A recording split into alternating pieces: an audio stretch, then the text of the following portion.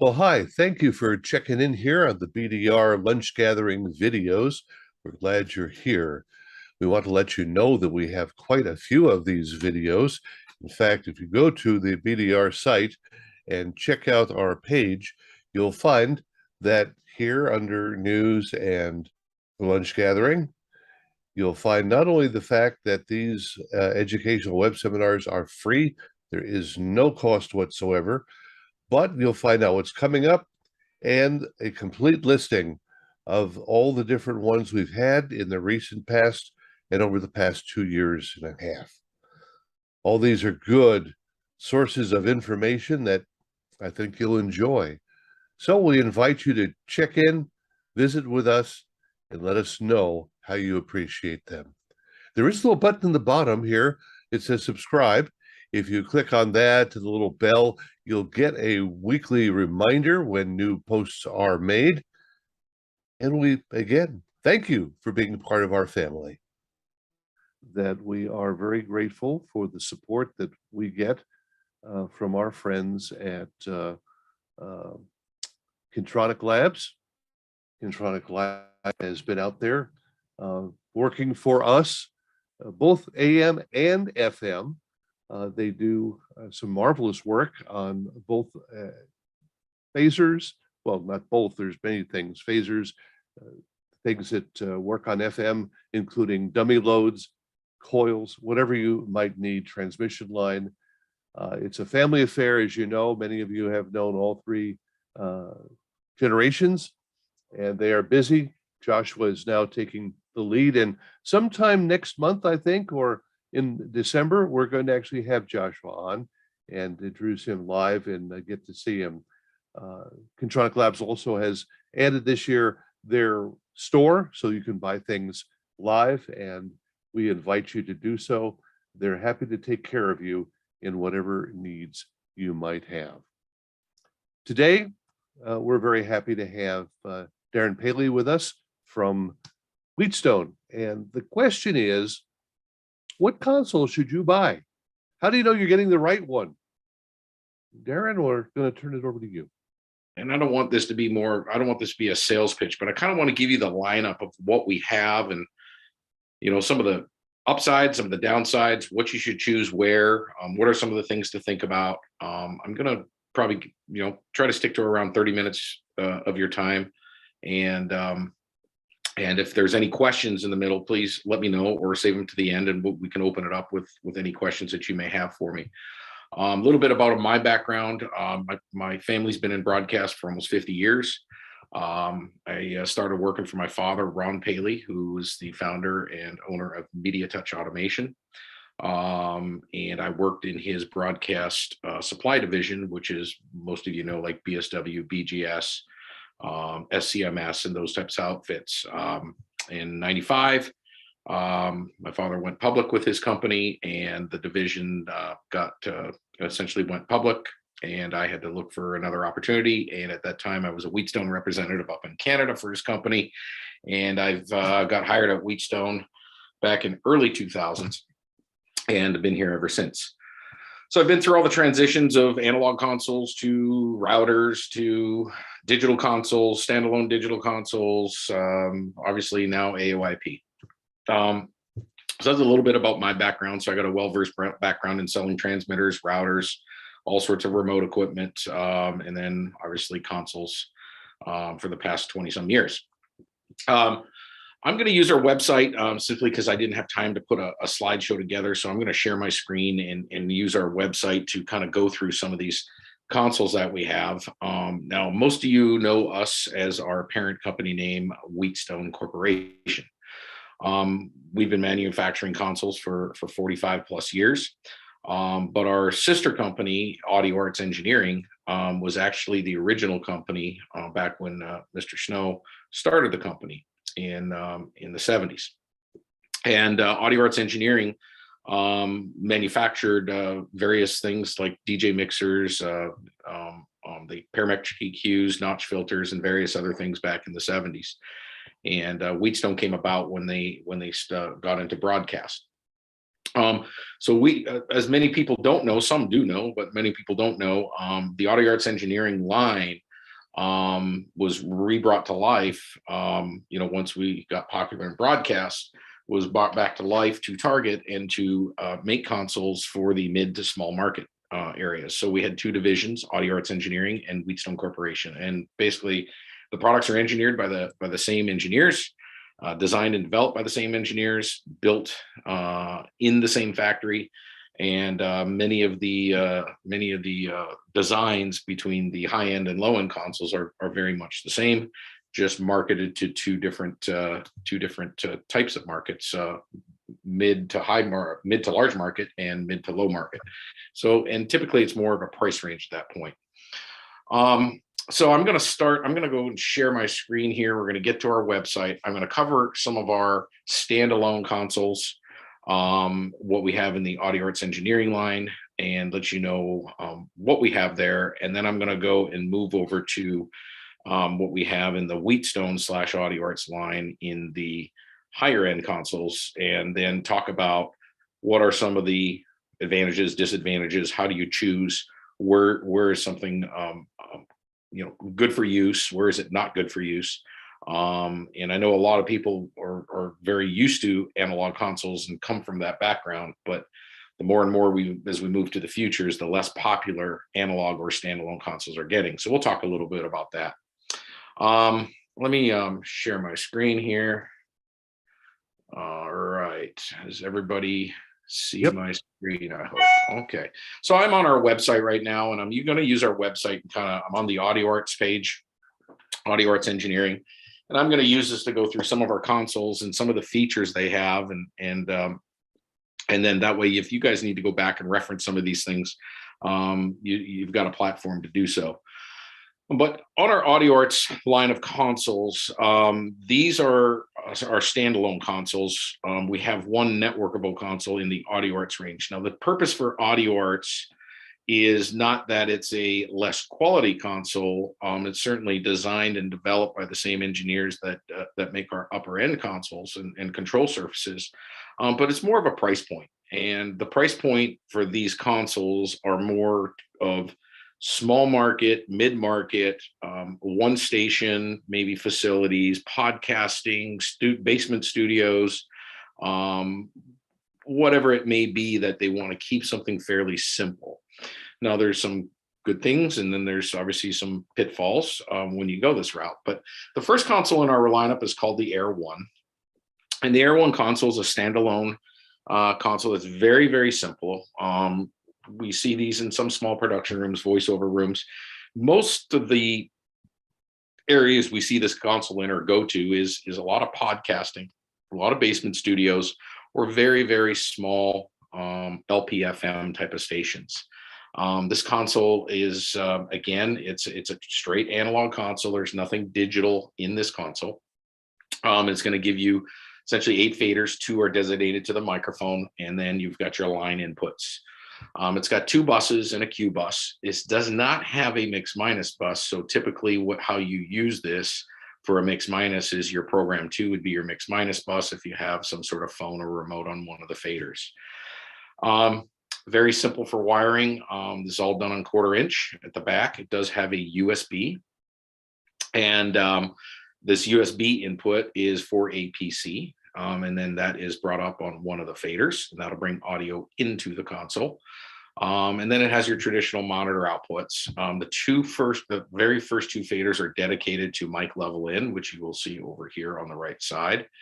And just a very basic, easy to use, very traditional layout for an analog console for, let's call it beginners or very simple studios.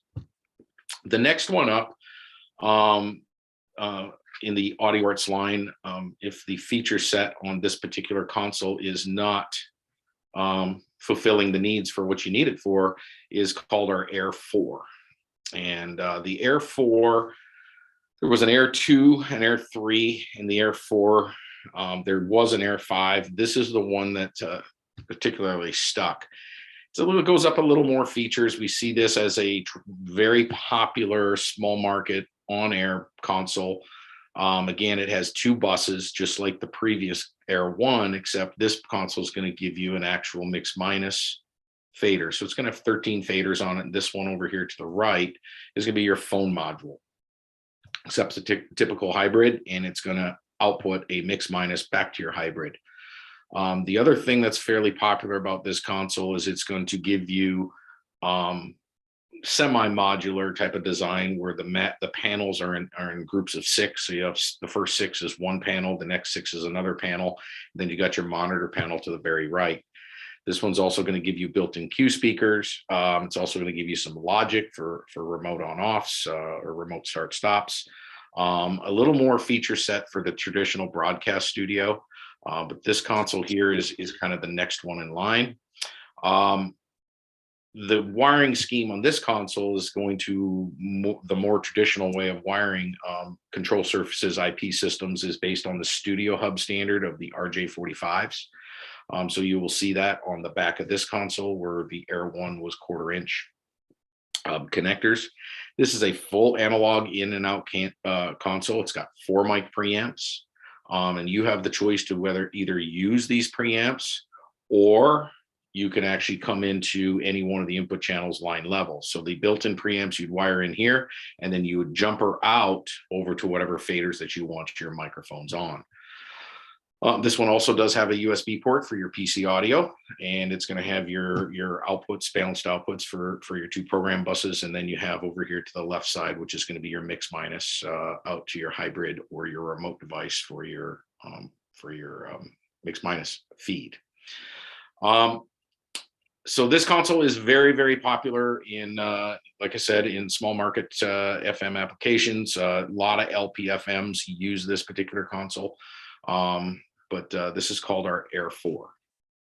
Moving to our next console up is called our Lightning. The Lightning console was basically a console designed to replace our very popular R55E. The R55E console was, so start off this conversation, most people or every engineer knows about the R60. It was probably one of our most popular consoles ever built by Wheatstone or by AudioArts. And that moved to the R55E based on technology and components and various other things. And essentially the R55E got to that point that it, we're having troubles getting parts or various things got discontinued. So we came out with the Lightning. The Lightning console is again a semi-modular design. It's available in 12 or 16 faders. It moves to 4 buses, 4 output buses, and then you get a dual fader, a dual collar phone module down here that's going to allow you to do 2 mix minuses, and they can hear each other, and you can bring them up or down level wise. So it's very similar to the R55E that we've previously released. To reduce manufacturing, we did build it in groups of 4. So you will see 4 faders on one panel and 4 faders on the next panel instead of individual modules. The wiring scheme, I don't know if we have a picture of it here. Let's see. The wiring on this particular console is the RJ45s based on the Studio Hub pinouts, just like the Air 4. And these are actually behind the console. All the nomenclature on what each one of these actual connections do is on the top of the console when you flip up the meter bridge. This console does give you digital and analog outputs on all 4 buses, and it does have a USB. You'll see that over here on the right side over here. It does give you your USB 1 and USB 2 for your computer inputs, and it does give you a record output back to the computer as well. So not only do you have a play in, but you also have a record out, and you can select what bus you want to be that record back to the computer. So these are our only 3 standalone consoles. From what I've been told, this Lightning console, which was, I think it's about 2 years old now, maybe 3 years old. This is our last standalone console that we will be making. There will be no more analog consoles designed and marketed by Wheatstone Corporation. So that means moving to the future, where do we go? Right now, our control surfaces, which I'm going to get to next, which is our AOIP network type of system, type of system, outsells our analog consoles at least 12 to 1. So for every Lightning sold, there's 12 surfaces sold. If we combine all of the AudioArts consoles, combine all the sales on them, we still outsell all our analog boards under what I just showed you at least 12 to 1. So this is a big shift in what engineers and what all you guys will be looking at and decisions you're going to be making for small market stations, mid-market stations, and large market stations. Darrin, before you go on, let me just ask the question, and maybe somebody has this in mind. Now, if you are not going to make any more, does that mean that when the Air 1s and the Air 4s are sold, that's it? Or are you going to continue to build those to a certain point? When I say make any more, we are going to keep these in our lineup for as long as possible. We're not discontinuing these consoles. These are our 3 consoles that we will continue to manufacture until we can't get components or parts that we need to make these consoles. Good. But at some point, we may not be able to get components or parts or faders or whatever it may be. And from what we've been told, that we will not redesign, or we are not planning to redesign another standalone analog console. Well, we've come to a point, I think, in the industry where there's certain features you have, and there's certainly not a whole lot more that you can put into an analog console without moving to digital, where the flexibility is in the computer. Correct.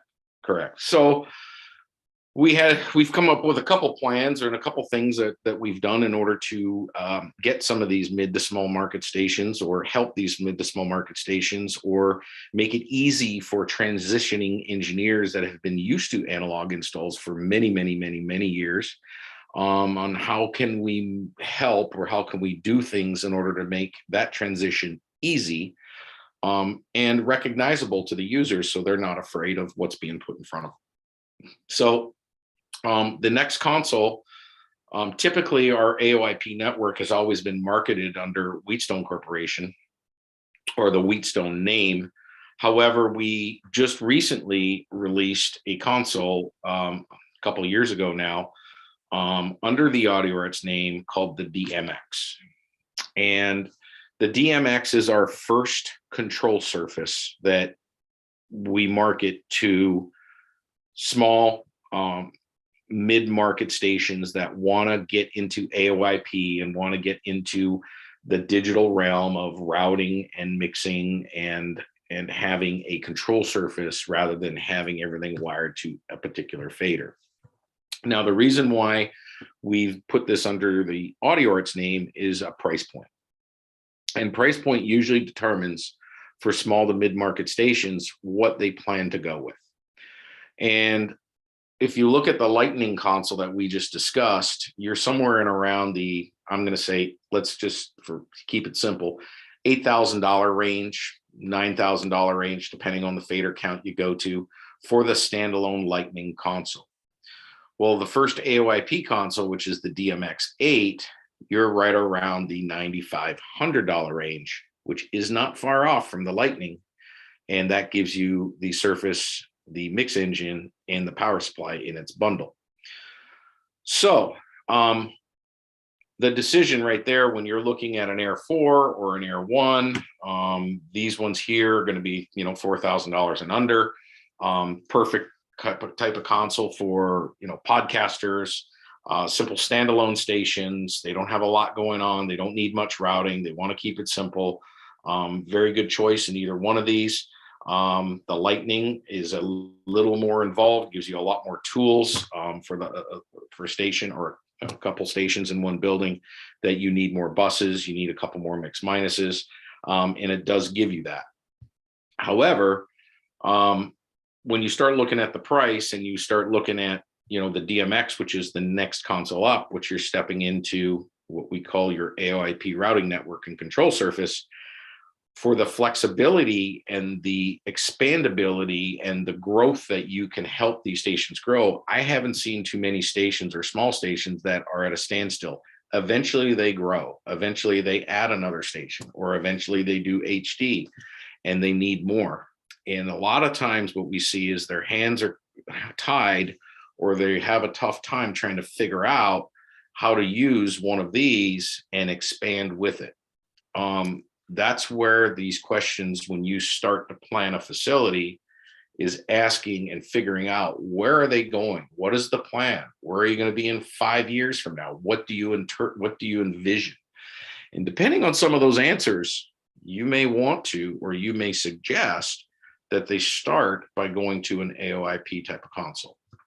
So the DMX console is, or control surface, let's call them a control surface, because it's a console when you put it on the table or on the counter in front of the user, but it's truly a control surface. There is no audio wired to the back of this console. There's two cables that go to the back of this console. One's a power supply cable, and the second one is an Ethernet cable.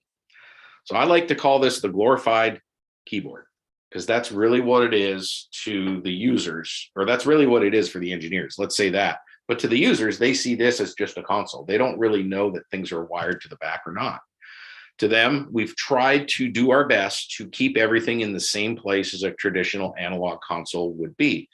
So if you look at the DMX from, let's see, from a top-down view, this is the 16 fader version. The 4 buses are in the same places where they are in the Lightning. You have a talkback button or a Q button right above the fader. So there's a Q button on every one of the faders. And then we have a talkback button on one of the faders. That's one thing that the analog consoles do not have. But that's one button that's different. The fader's in the same position that it's always been. The on-off button's in the same position that it's always been. And instead of an A-B button, you have a rotary knob up top. So what we've really tried to do is keep the console very similar to what the analog consoles lay out. That way, when you put these in front of these small market, mid-market users, it seems familiar to them. Now, the difference lies in what's in the background. And that's where the engineering department, or the engineers that are installing these are the things that they would deal with, that really the users have no clue what's really going on with it. Now, on the control surface, every fader is routable, which means I can have a mic on fader 1 today, and I can move that mic to fader 4 tomorrow. However, you can also lock it down so that mic 1 is only on fader 1, and that never changes. And automation channels are only on these 2 faders or these 2 faders, and they can't select anything else. So these are the tools in the background that you would use to make it simple in these smaller markets, or in some of the more advanced markets, you would be able to open up and let them do a lot more with it. The DMX8 is the first surface in the lineup, and we've seen a lot of the decisions of the Lightning console versus the DMX8. If I'm looking at a Lightning 12, well, I'm losing 4 faders, but with everything reassignable, a lot of places can figure out that, hey, I only really need 8 faders because that's all we're going to have on the air at one time. The other advantage that this is going to give you is this DMX surface has a mix minus for every single fader that you have. So if you have multiple remotes and you got phones and you got, two phone lines and you got multiple remotes, this is going to give you a mix minus for every single one of those, and you can have all those on the air at one time. Where the Lightning and the Air 1, you've got either 1 mix minus output or 2 mix minus outputs. So you're kind of restricted with some of these things that are going on. And when we were doing a lot of these remote broadcasts from home during the pandemic, a lot of the analog guys were kind of stuck with what they could do versus people that had something like a DMX. They were able to have remote setups at 3 different homes and bring them all in the console and actually create a show remotely from 3 different places. So there's some advantages when you start looking at, the slight price and increase to go to something like this and be able to have the flexibility to do these things should something like this ever happen again. The other thing that the DMX is going to give you that the other consoles aren't going to give you is remote access. So you have the ability with a piece of software that is an optional piece to buy on the DMX to remote control this console from anywhere in the world.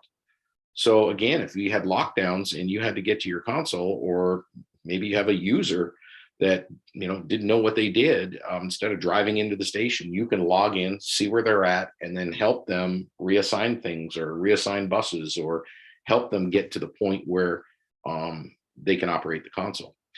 So again, the digital platform is going to give you guys, the engineers, the tools to do your job more remotely should you need, because I know you guys are spread thin. You're not just taking care of the studios, you're taking care of transmitters, you're taking care of STLs, you're taking care of remotes, you're taking care of a light bulb in one of the offices, you're taking, oh, I've got my toilet clogged. Who do they call? Call the engineer. So you guys got a lot of things that you end up doing. And by having the remote access capability, this is going to give you those tools that you don't have to drive into the studio. You can log in and access these things and make the changes. So how does everything get wired? So we have the control surface. This is the 16 fader, and up here was the 8 fader version of it. And what happens is you get a bundle. We call it a bundle. And with that bundle, we give you a mix engine. And this part lives in the rack underneath the console somewhere. And this is where your audio wires in and wires out. And we've tried to make this very simple. When you buy a DMX and you connect it and put the console on the table, put the mix engine in the rack, put the power supply, connect everything up, power it all up, wire your Ethernet cables to where they need to go, which we've got plenty of videos and documentation to help you through. When you do all that, everything finds each other. And everything is already routed for you based on the back portion of the mix engine. So you see down here, you see PGM 1, PGM 2. So here's your program outputs. Here's your program 1, 2, 3, and 4. You got the same thing on digital, 1, 2, 3, and 4. So we give you 2 outputs. We give you an analog output and a digital output. Here's your headphone output. Here's your studio output. Here's your cue. Here's your control room. All these are already connected. So when you basically connect this together, and you go ahead and you wire your CR output to your speakers, and you wire an analog in, and you bring that up on a fader and you turn it on, you're going to get audio out of your speakers. So we want to make this simple, or we've tried to make this simple so that these smaller station engineers or engineers that have come from the analog world for many, many years, coming to something like this is very foreign and very sometimes intimidating. So we've tried to relieve a lot of that from you to make all this happen. So when you connect it, you hear something. And that is a big hurdle that we've overcome in getting a lot of people to move to this.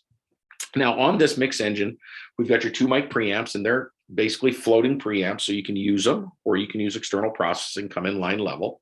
You get 6 logic ports on this particular mix engine for on-air lights or remote on off, whatever it might be. You get this mic output. This is your line level output here, and that you would jump over to an analog input. And on this mix engine, you get 4 stereo analog ins, 4 digital inputs that accept AES or SPDIF. You get your 8 analog outputs, which is going to be your first 4 outputs here, and then your next 4 outputs over here. And then you're going to have 4 digital outputs that are piggybacked over to the analog. So whatever you connect to the analog output's also going to output on the digital. You also get a built-in little switch right here. So you don't have to worry about, if you're installing this as a standalone little console for one studio or 2 studios for that matter, and you want to just put in a replacement standalone console, you have a 5-port switch built into this. So the Surface connects to this switch. This Ethernet port connects to the 2nd port, and your computer that you're going to configure everything with connects to the 5th port. And maybe you get another blade or another accessory that we have that you want to add to the studio, connected to the other port. All of that communicates together, and this becomes a standalone little console that would be just like a standalone AudioWorks console, but now you've got the beauty of routing, and you got the beauty of switching and silence detection and various other features that we give you in the network.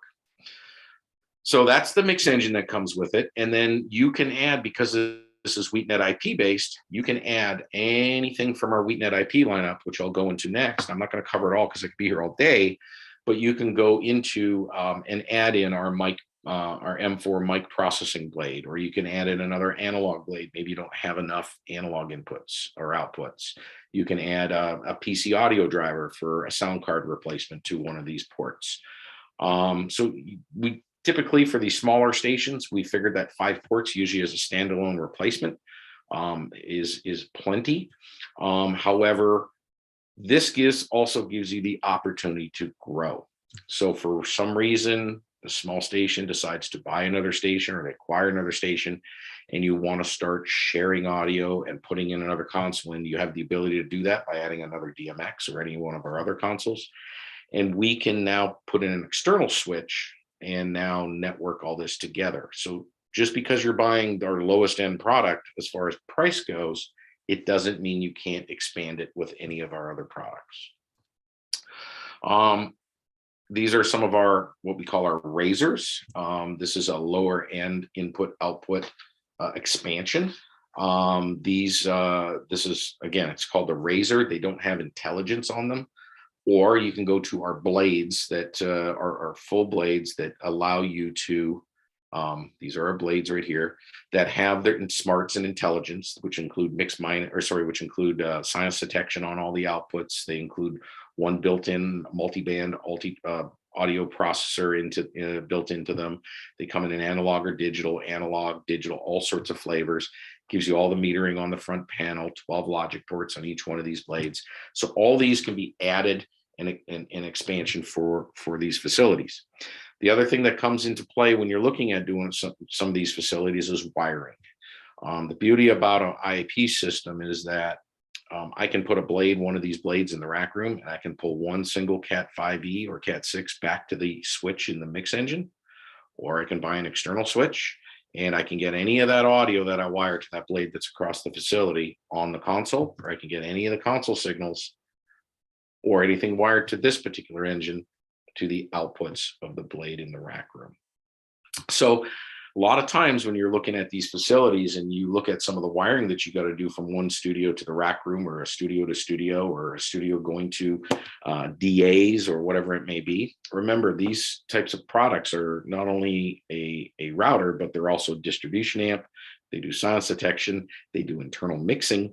So if you want to bypass the console and mix out inside of our blades, you can do that and free up the console for production. So this is the the first introduction to our AOIP surfaces. And we branded this under the Audio Arts name simply because of price. People know the Audio Arts Engineering name. They know what the price point is. And the price point for this particular console is right in the Audio Arts line of pricing. The DMX comes with 8 faders, the small one. We have a 16 fader version. There's 4 buses, they're mix minus for every output. We have a control room output, a headphone. We've got a headphone amp built into it. You'll see the headphone port here on the right side. So you don't have to wire audio for your user's headphone output. Guest headphones, you would have to wire audio out of the mix engine. It has 4 events. So you can set up events for a morning show, a midday, a drive home, a sporting event, whatever it might be. One push of a button and it will reconfigure all the inputs on the console to what needs to be there. You can also set up the routes that go back to any of these back feeds for mix minuses or bus minuses or whatever you might need. It's got a built-in Q speaker, 3 meters, one switched. And then the knob at top is for source selecting. So like your analog consoles AB, you can now have A, B, C, D, E, F, G. Depending on what you want to give them on one or all of the faders, or maybe you only have 2 faders that they call wild. The rest of the faders could be locked down. So this is the first introduction to that. And again, we've tried to make it simple. We've tried to make the transition to people that are very used to analog consoles as far as wiring them and getting them going very easy. And once you do one and you get used to it, it's a simple process to add a second one or expand on the system. Once you get to this point, anything else in our lineup is going to be in our Wheatstone line. And the next console up is our most popular control surface that we sell, is called the IP12 or the IP series. There's a 12 fader version and 16 fader version. Now, comparing this to the DMX console is non-modular. So that console is all one circuit board, all the faders, all the buttons, all the switches are all on one circuit board. This console here is a little bit more expensive than the DMX, gives you very much the same feature set, a few more faders, But the biggest feature that most engineers like about this console is, one, it feels and looks very much like an analog console to the user. But number two, it is a completely modular console. This is what we are all used to for many years with consoles, is every fader is independent from the other. And this is what the IP12 gives you, or 16. So your control room, your studio output module, all your input modules are all individual modules that can be repaired in the field. The faders are connectorized. The on-off switches at the bottom are its own little assembly where they can be switched out very easily.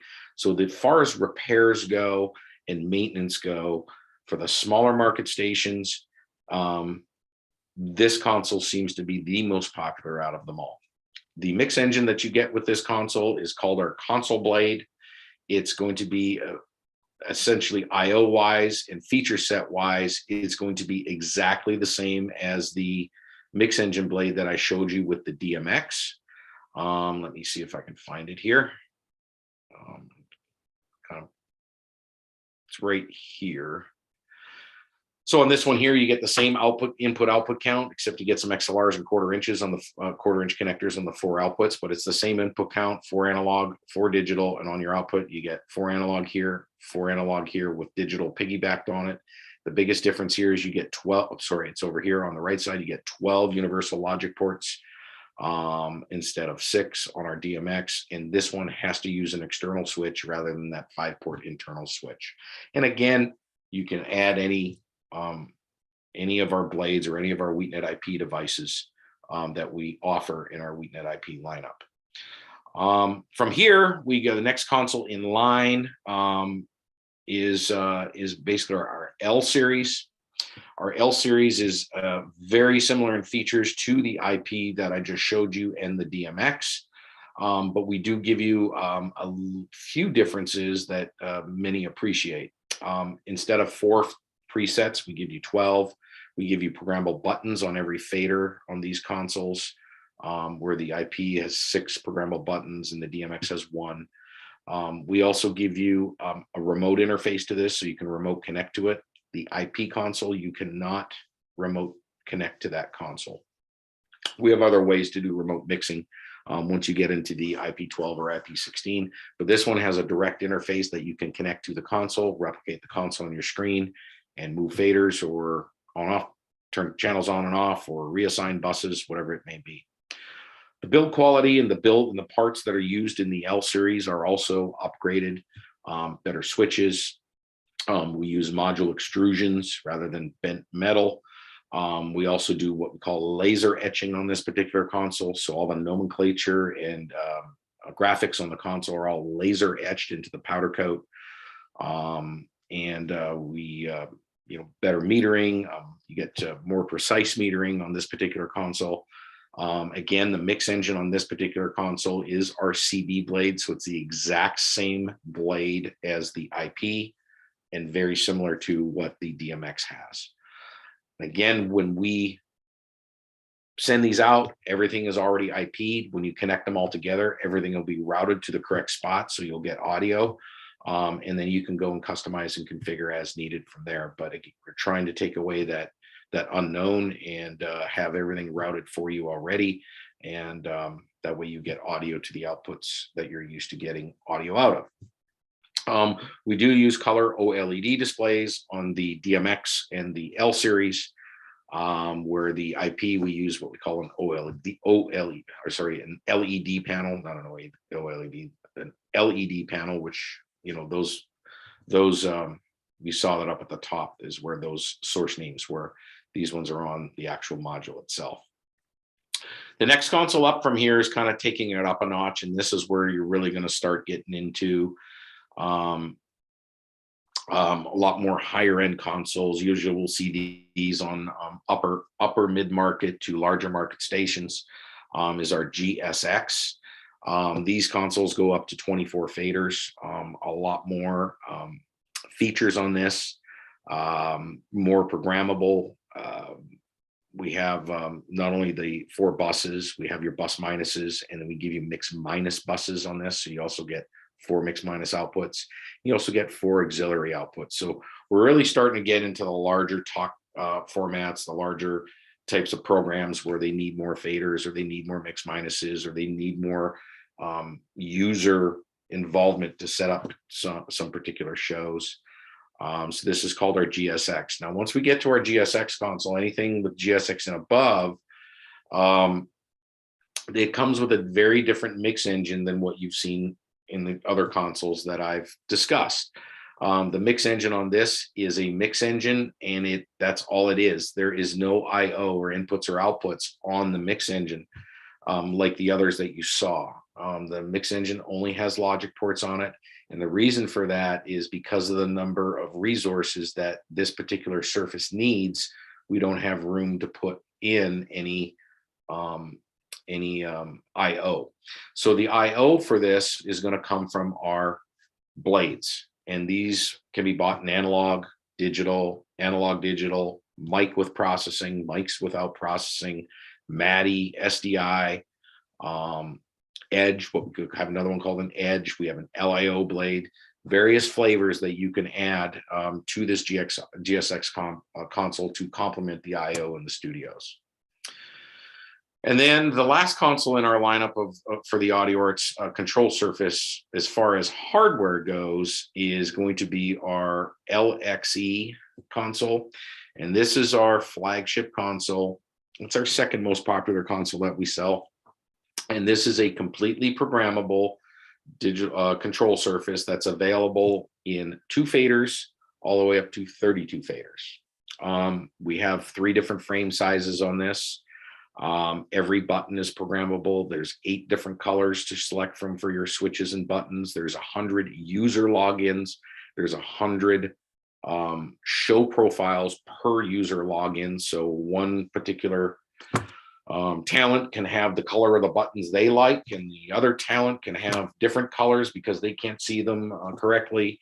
One talent can have certain things in screens they like to see, and other talent can have different things in the screens that they like to see. It has 12 output buses, and it has a bus minus for every fader, completely modular design. Every button is programmable. So if you don't like, these buttons right here at the, in the middle being your bus assigns for your program addition auxiliary, you can make these buttons your program outputs. You don't want to have a talkback button here, fine, you can actually make that button be an AB button. Everything on this console is completely programmable, including your knobs. So the knobs can be a source selector, or they can be gain control, or they can be, you can hold it down and be a gain control. When you just turn it, it can be an AB. You can make those things do anything you want to. So anything you throw at this particular surface, you can do. Doesn't matter what type of show you're doing. This has become very, very popular in many large market, mid-market to large market air studios. So that's the console lineup. So how do you choose, or what are the decisions you need to make to go from a standalone analog console to a digital or AOIP type of console? These are going to be some of the questions you need to ask management, or some of the questions you need to ask the talent. A lot of it is going to do with budget. What's the budget? That's going to be the biggest one that you're going to have to know right off the bat. If the budget is going to be in the $7,000 to $10,000 range, you're very close to AOIP. In some of those questions, you may have to ask that GM or ask management where they plan to be. And based on where they plan to be, that's where your suggestion comes in on what you think is going to suit them best based on where they're going to be. They may have to spend a few $1,000s up front, but they got some flexibility to grow down the road. When you're looking at an standalone analog console, your hands are strapped based on what you can or cannot do, based on this just being what it is. You're wiring audio to each fader. Each fader has an AB input, and then basically on the output side of it, it's either you got to start engineering based on how we've done it for many, many years by using DAs, or by using routers, external routers, or various other things. Or you look at moving to AOIP like the DMX, and this will give you a lot of those tools without having to buy external boxes or external widgets or external equipment to do the job you need to do. So that's many of the questions that when somebody calls me and they ask me what should I do, it comes down to, well, first of all, what's your budget? Is there flexibility on that? That's kind of the second question I'll have. And then the third question I'll have is, where are you going to be in 5 years? Where do you plan to be? Is there acquisitions planned? Are you planning on growth? Are you getting in more morning shows? Are you getting more talent? Are you doing more satellite programming? What are some of these things that you're doing? Do you plan to integrate your automation system? Do you want your automation system to control everything, including routes and switches and various other things? How much room do you have in the racks? Because a lot of this auxiliary equipment or external equipment that you need to get to do a lot of things take up rack space, where a lot of these things are actually done inside our blades now, which take up 1 RU, and you don't need many of them based on what some of these stations are doing. Some of the other things to ask are going to be repairs, longevity. Do you need the console? Are we going to plan to repair the consoles when they break? How long can you afford the studio to be down? Well, that might be the decision between going with a DMX or going with an IP12. On this particular console on the Air 4, you got to remember that, hey, when I got to repair one fader, I'm taking out 6 of them. So that console is going to be down for a little bit. So there's many questions to ask. And as soon as you can get some of these answers, it's going to help you target to the place that you need to be, whether is it standalone, something like this, or are you moving to AOIP? So that's really all I really got for you on kind of just letting you know where we're at with consoles, where we see everything going as far as a manufacturer and feedback from engineers out in the field. And what we're seeing is the trend seems to be that most want to go to the AOIP surface type of system simply because of automation, interface and control, remote capabilities, so I don't have to get into that studio every time I get a call. And those two things usually are what we end up going, at least starting with the DMX or moving up above. If those two things are something that station management wants, excuse me, then you know where you have to land. If it's something station management isn't really too concerned about, you can kind of look at the Lightning or the Air 4 as your two options. Do we have any questions on what I covered? Barry, did I cover most of what you were expecting? Yeah, absolutely. And I'm sure everybody has been interested here, except for this business about repairing. You don't make consoles that need repairing ever, do you? We want to try to, we can't stop drink spills. That's the one. That's the one.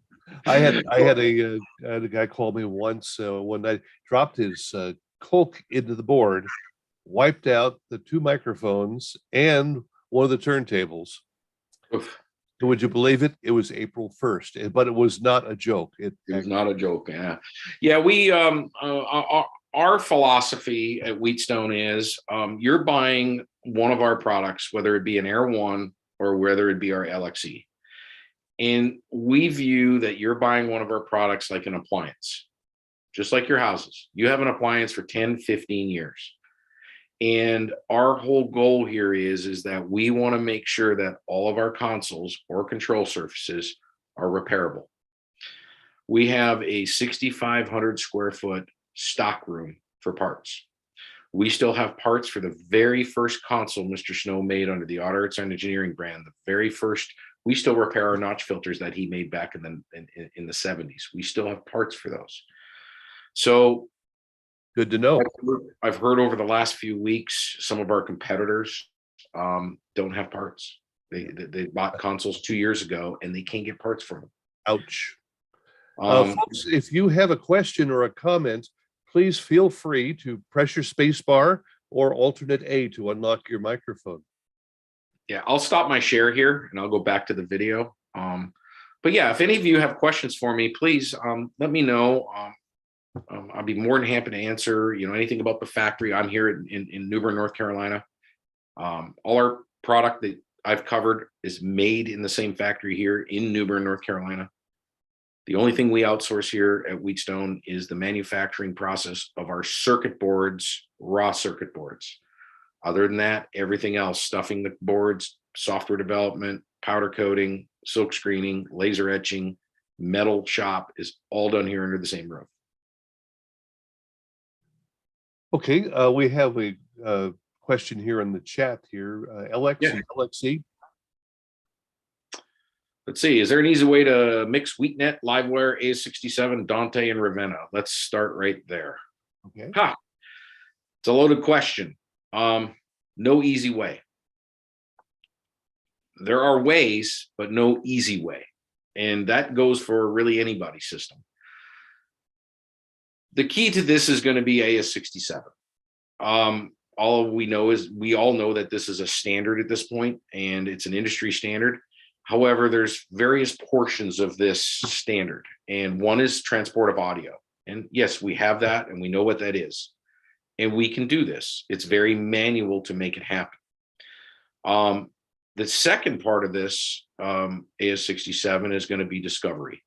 This is the part that makes the ecosystem that you choose, whether it be WheatNet, Livewire, Dante, whatever it may be.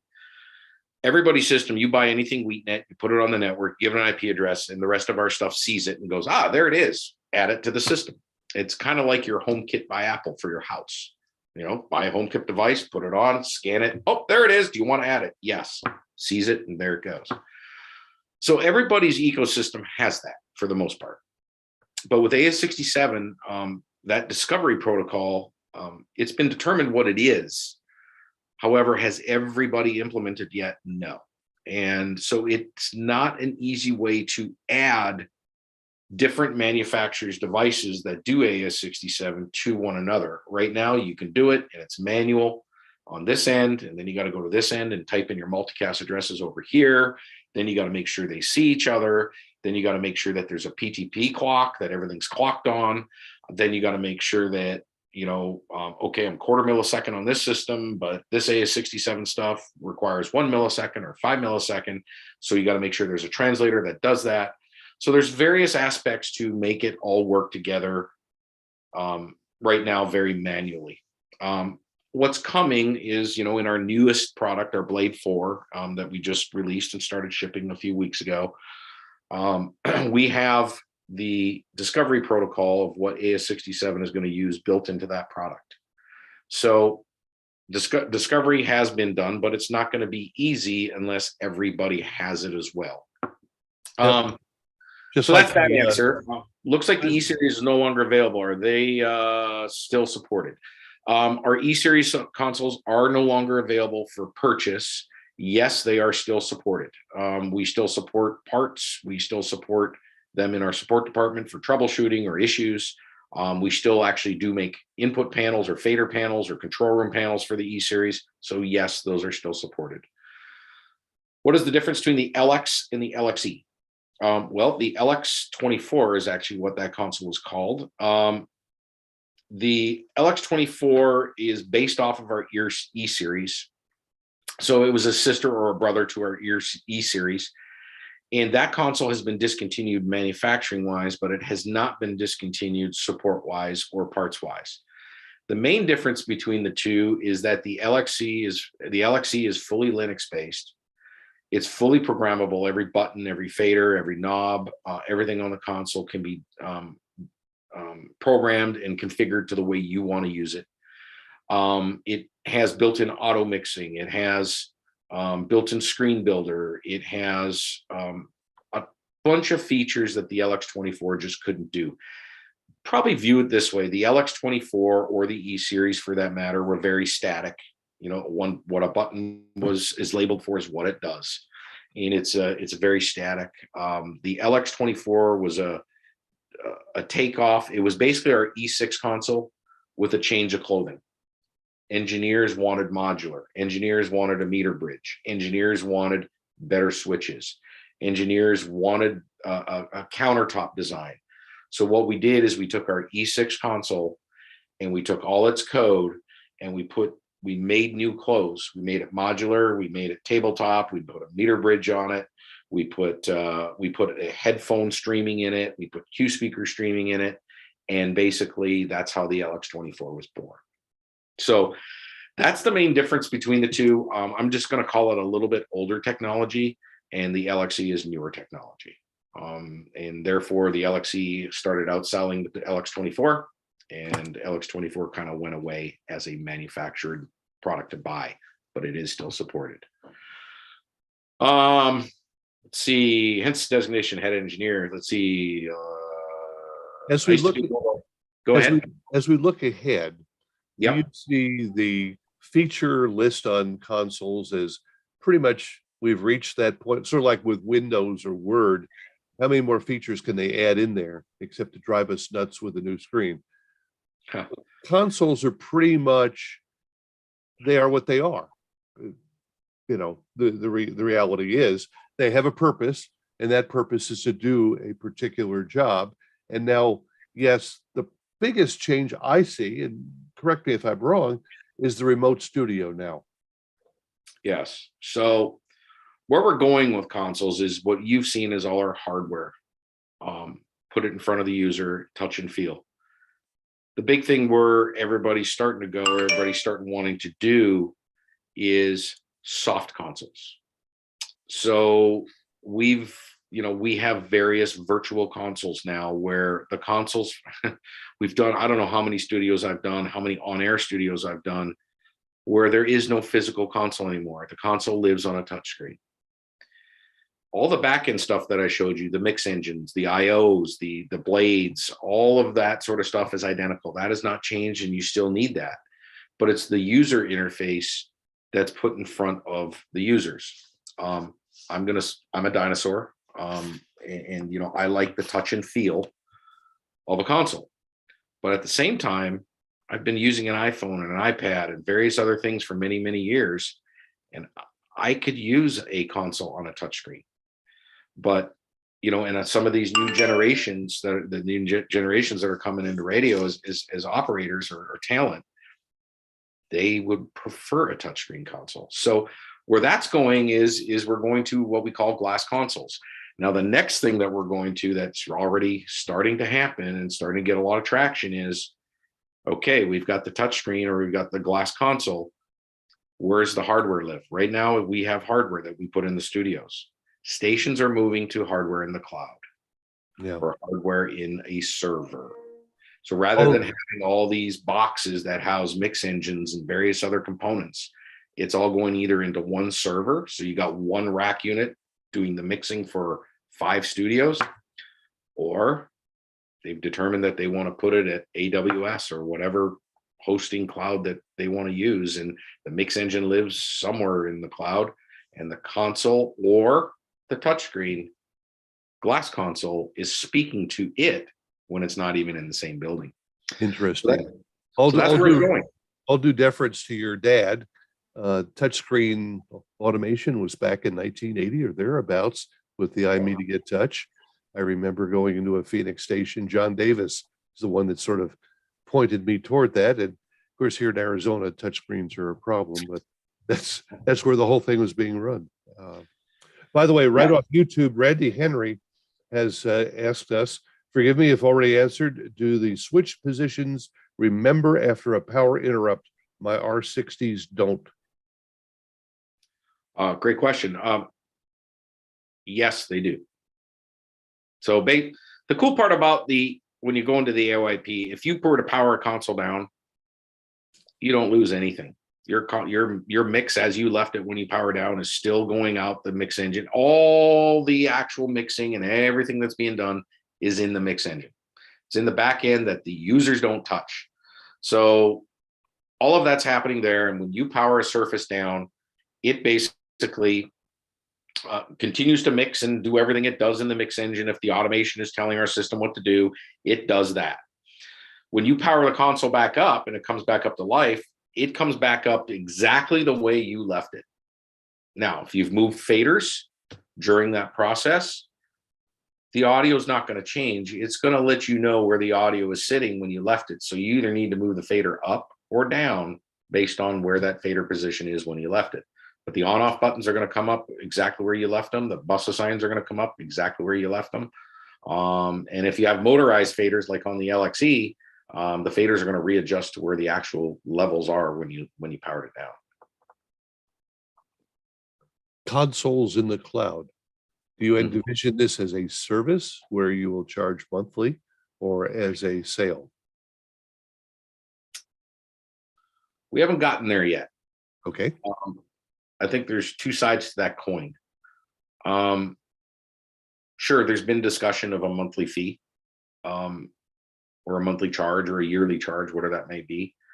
And then there's been also discussion of an interest that we just want to outright own the software.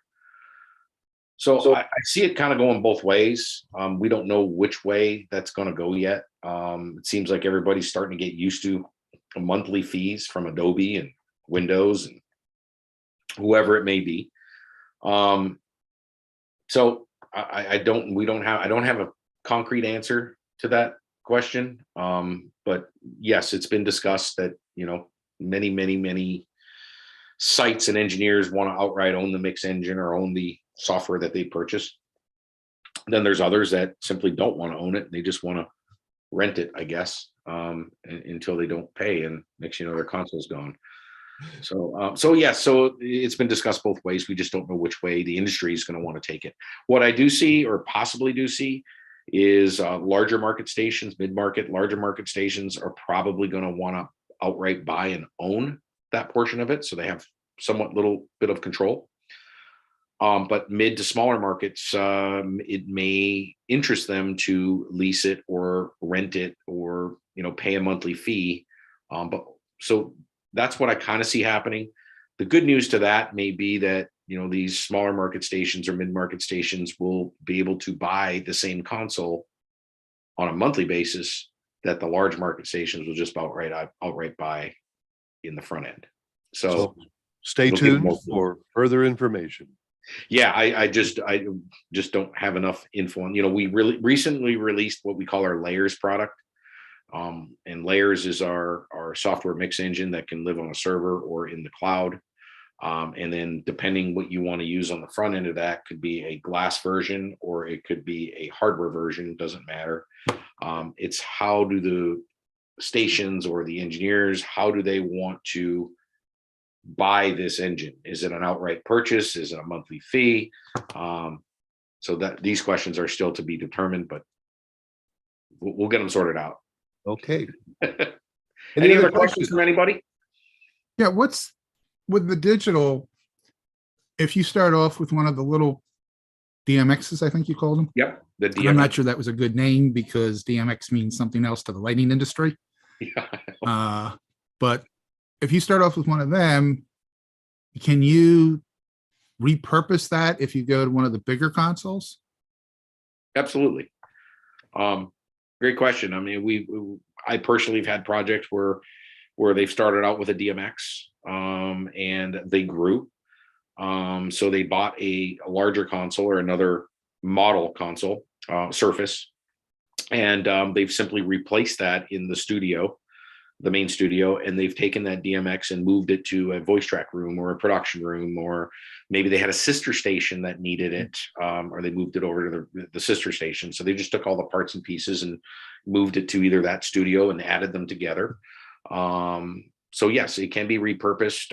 It can be reconfigured to factory settings if you want it to be, or it can be used for another market. So nope. Yep. Now I'm thinking more if somebody starts off with it kind of as a proof of concept kind of thing.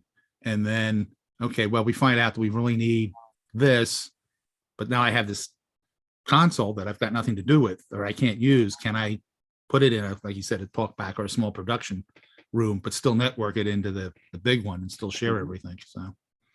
Yep, no, that's not a problem at all. I've seen it many times. Start off with a DMX or an L12 of some, smaller console. Get them going for one studio.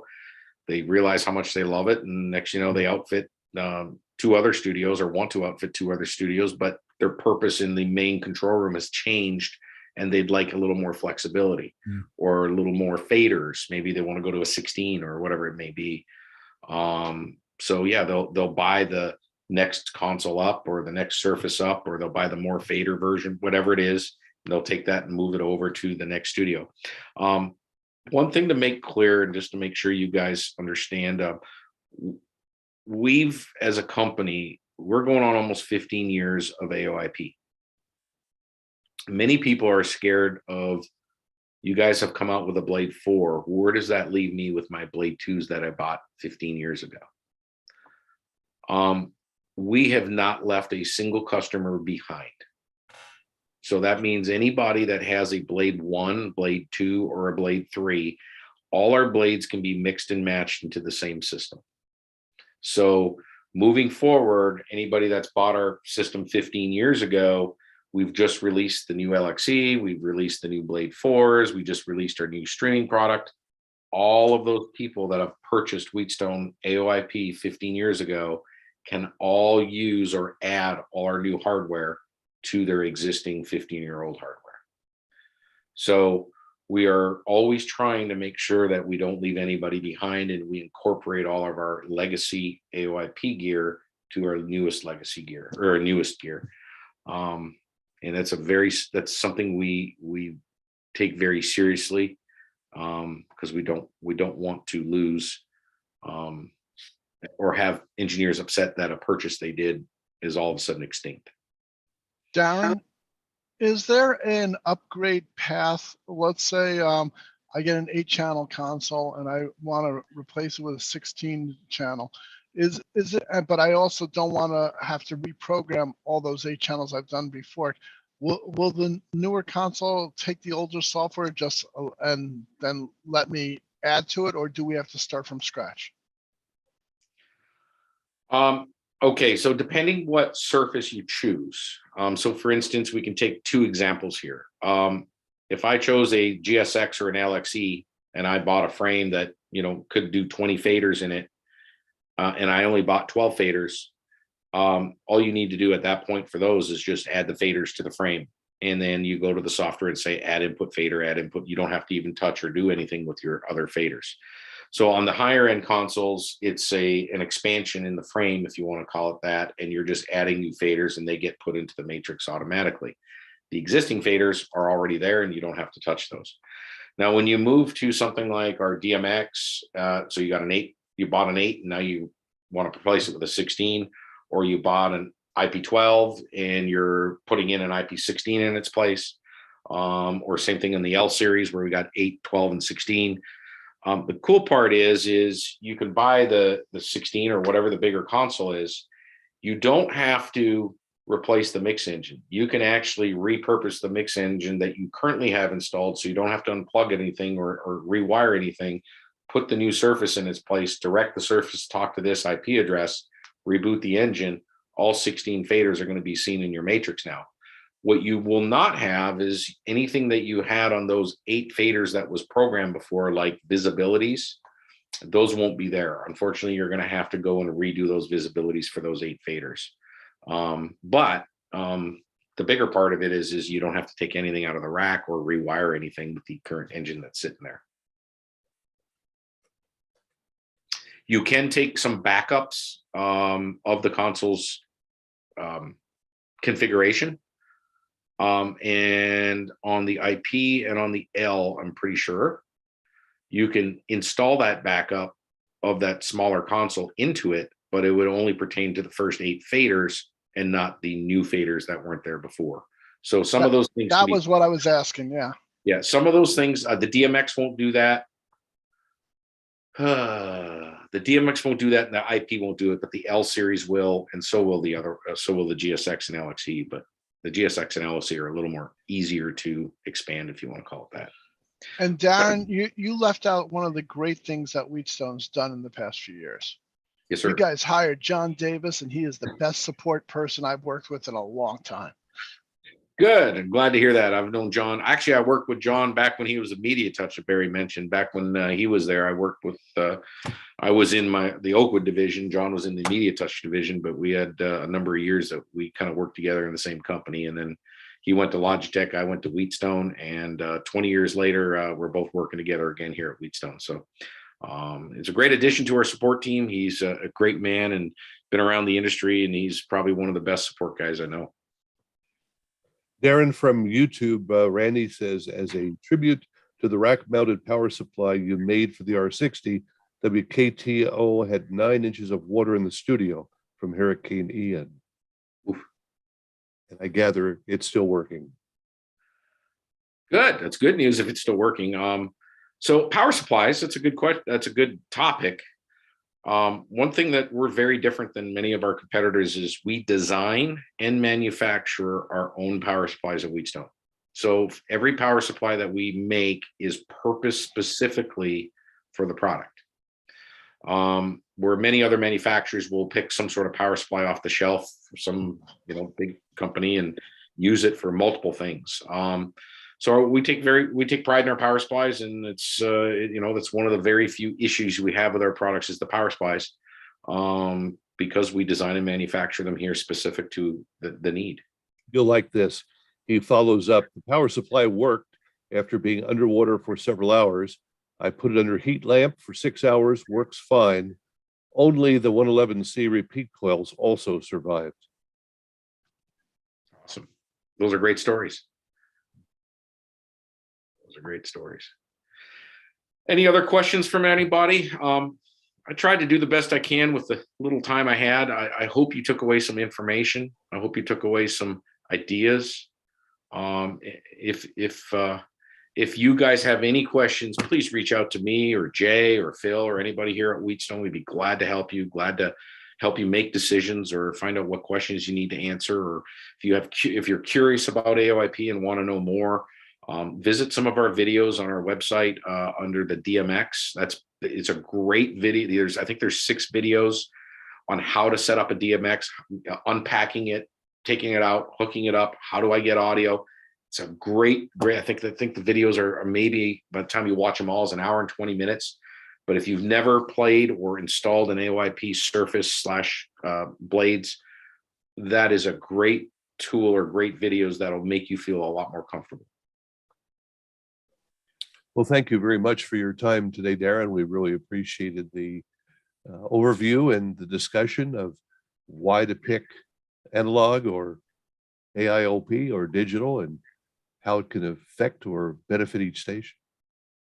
Yeah, well, you guys are welcome. Thanks for having us, and we appreciate you, reaching out to us and being part of this. And if there's anything we can do down the road, let us know. And one of us will be here to help you guys out. We'll be back in touch. Thanks. Great, guys. Thank you all for sitting in, and thank you for your time. It's very appreciated. I know everybody's time is precious, and everybody here at Wheatstone really appreciates you as fans and you as customers. And again, it's a privilege to be in front of all of you and be part of this industry. So let's hope we can all grow together and look forward to doing some sort of business with you down the road. All right. Great, guys. Have a great day and upcoming weekend. Good to you. All right. Bye now.